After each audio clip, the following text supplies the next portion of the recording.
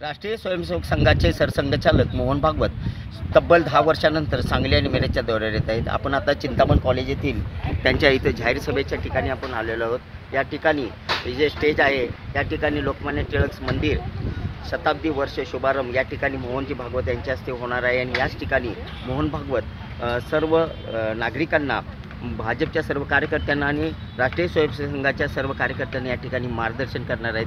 सांगली जिल्ह्यातला हा जाहीर कार्यक्रम पहिल्यांदाच इथं होत आहे, त्यामुळं सर्व पोलीस यंत्रणा अलर्ट मोड झालेले आहेत। एकंदरीत पाहता चोख असा पोलीस बंदोबस्त सांगली शहर आणि मिरज शहर या परिसरात लावण्यात आलेले आहे। या ठिकाणी आपण पाहू शकता सभेची संपूर्ण तयारी झालेली आहे, खुर्च्यासुद्धा मांडून ठेवलेल्या आहेत।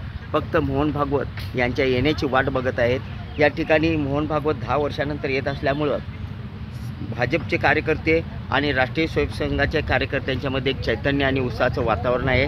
पोलिसांनी सुद्धा कोणतेही हलगर्जीपणा ठेवलेला नाही आहे। कायदा व सुव्यवस्था राखण्यासाठी संपूर्ण शर्तीचे प्रयत्न या ठिकाणी चालू ठेवलेले आहेत। शहरात सर्व बंदोबस्त चोख असा ठेवलेला आहे। मोहन भागवत ज्या रोडने येणार आहेत त्या रस्त्यावरही त्यांनी प्रात्यक्षिक घेतलेलं आहे आणि एकंदरीत पाहता राज्य आणि केंद्र सुरक्षा दलाचे सर्व अधिकारी सांगली शहरात दाखल झालेले आहेत आणि एकंदरीत पाहता उद्या 17 तारखेला होणारा मोहन भागवत यांचा जो दौरा आहे तो सांगली जिल्ह्याच्या दृष्टीने फार महत्त्वाचा मानला जातो।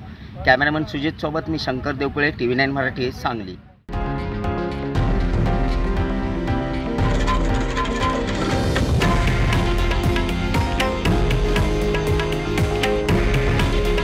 हे आहे देशातील नंबर 1 न्यूज नेटवर्क आणि आपण पाहत आहात TV9 मराठी।